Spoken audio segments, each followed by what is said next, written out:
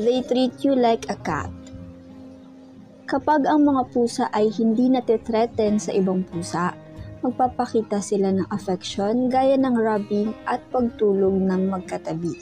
At kapag ginagawa din nila ito sa iyo, sigurado na magaan ang loob niya sa iyo. They follow you into a room.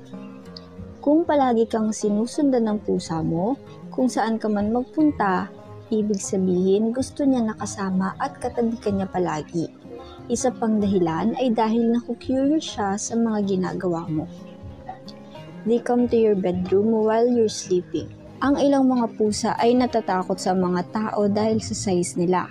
Ito ang dahilan kaya madalas tumatabi ang mga pusa sa kanilang mga ito dahil pakiramdam nila ay mas ligtas sila dito kaysa kapag naglalakad o nakatayo ang mga ito.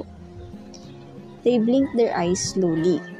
Ang mga masasayang pusa ay nagbiblink ang mga mata ng dahan-dahan at malumanay bilang isang tanda ng affection nila sa kanilang mga tagapag-alaga.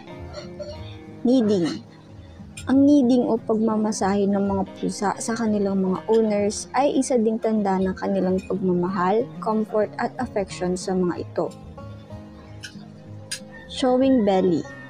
Ang ilang pusa ay ipinapakita at ine-expose ang kanilang mga tiyan bilang isang tanda ng relaxation at trust.